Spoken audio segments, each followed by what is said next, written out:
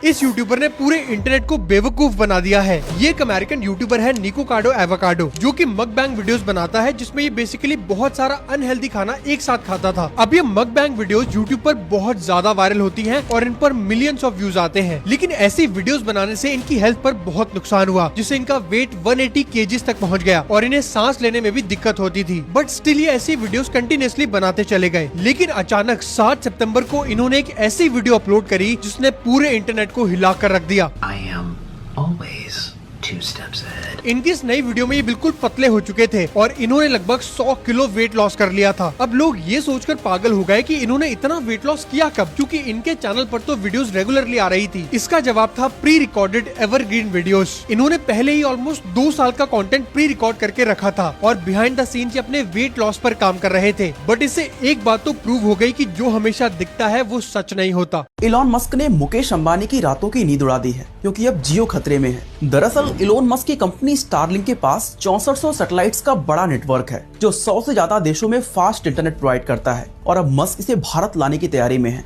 लेकिन दिक्कत कहाँ है? दरअसल मुकेश अंबानी ने अपने जियो नेटवर्क पर $19 बिलियन खर्च किए हैं। इसीलिए अंबानी का कहना है कि भारत में इंटरनेट सर्विस शुरू करने के लिए स्टारलिंक पहले सैटेलाइट स्पेक्ट्रम खरीदे, जैसा कि भारत में अब तक जियो, एयरटेल और वीआई नीलामी में हिस्सा लेते हैं। अंबानी की डिमांड है कि स्टारलिंक इसी नीलामी में हिस्सा लेकर भारत आए, लेकिन दुनिया के बाकी हिस्सों में ऐसा नहीं होता, क्योंकि ये सैटेलाइट्स पृथ्वी के चारों ओर घूमते हैं और उनके सिग्नल्स किसी एक देश तक सीमित नहीं होते। इसीलिए इस नेटवर्क को यूनाइटेड नेशंस कंट्रोल करता है, जिस वजह से भारत सरकार भी स्टारलिंक को अप्रूवल देने के लिए मजबूर है, जिससे मस्क भारत में अपनी इंटरनेट सर्विस को शुरू कर सकते हैं। इस कंपटीशन में मस्क और अंबानी भले ही आमने सामने हो, लेकिन एक बात तो तय है, इस जंग का फायदा हम भारतीयों को जरूर हो सकता है। शेयर करके अपने दोस्त को भी बता दो। ये है पेप ग्वार्डियोला, जो कि फुटबॉल की दुनिया के वर्ल्ड के बेस्ट कोच हैं। रिसेंटली इनकी वाइफ क्रिस्टीना सेरा ने इनको डाइवोर्स दे दिया और आप रीजन जान के शॉक हो जाओगे। इनकी वाइफ ने इनको चीटिंग या फिर अब्यूज करने के लिए डाइवोर्स नहीं दिया, बल्कि इसलिए दिया क्योंकि वो अपने जॉब में बहुत ज्यादा फोकस थे और आज के समय डाइवोर्स की वजह से इनका आधा वेल्थ और बहुत सारी प्रॉपर्टीज इनकी वाइफ को मिलने जा रही है। बट द क्वेश्चन कम्स कि अगर पेप ने अपनी पूरी लाइफ डेडिकेट ही नहीं की होती to become the best coach in the world, तो फिर कोई भी क्लब इनको इतने सारे पैसे देके क्यों हायर करता? वो इतना सारा पैसा कमा ही नहीं पाते और आज इन्हीं पैसों को जो उनकी वाइफ डिमांड करी है वो फर्स्ट प्लेस होती ही नहीं अगर वो इतने ज्यादा फोकस नहीं होते। इलॉन मस्क वैसे भी मार्स पे जाने की जल्दी में है और अब मार्स पे कुछ ऐसा मिल गया है कि अब मैं 100% कहूंगा कि बहुत जल्द एक ग्रह से दूसरे ग्रह जा रहे होंगे, जैसे आपने थॉर मूवी में या कई दूसरी स्पेस मूवीज में देखा होगा। क्योंकि मार्स पे जो हमारा बगल वाला प्लेनेट है वहां पे पानी मिल गया। जी हाँ, और मैं किसी छोटे मोटे तालाब या कुछ बर्फ के टुकड़ों की बात नहीं कर रहा। साल 2008 में मंगल ग्रह पर भेजे फीनिक्स लैंडर ने अपने कलेक्ट किए डेटा में एक फोटो भेजी थी। वो थी एक ट्रेंच की फोटो, जिसमें आप देखोगे तो जो व्हाइट सा दिख रहा है वो आइस के टुकड़े हैं। ऐसा ही 2012 में मार्स के क्यूरोसिटी रोवर ने एक सूखा हुआ वाटर बेड जैसे दिखने वाली फोटो भेजी और साइंटिस्ट ने पता लगाया कि यहाँ पर मिलियंस या बिलियन साल पहले कई सारे पानी के रिजर्वॉयर्स मौजूद थे। लेकिन अभी रिसेंटली साइंटिस्ट 2018 में नासा के द्वारा भेजे गए इनसाइड लैंडर में लगे हुए सिस्मोमीटर के पुराने डेटा को रीचेक कर रहे थे, तो मार्स पे आए भूकंपों में निकलने वाली सिस्मिक वेव्स में उन्होंने नॉर्मल से कुछ अलग हलचल ऑब्जर्व की। उसको एक्जैक्टली समझने के लिए उन्होंने सिस्मिक वेव के डेटा को एक जियो फिजिकल मोड में डालकर जब एनालिसिस किया तो उन्हें कुछ ऐसा दिखा कि वो हैरान हो गए। उन्हें मिला कि मार्स के 10 से 20 किलोमीटर की गहराई में ब्लॉक्स कहूं या दरारें हैं, जिसमें इतना पानी या यूं कहूं ओशन मौजूद है जो कि इंसान की जरूरतों को दशकों इवन सदियों तक पूरा कर सकता है। अब भाई तैयार हो जाओ, कुछ सालों में ऐसा 100% होगा, लोग कॉलोनी बना रहे होंगे। वेल, मजा आया, जानकारी अच्छी लगी, वीडियो जरूर शेयर करें और चैनल को जरूर सब्सक्राइब करें। समय है 2500 ईसा पूर्व। इस समय दुनिया में 3 सबसे बड़ी सभ्यताएं हुआ करती थी।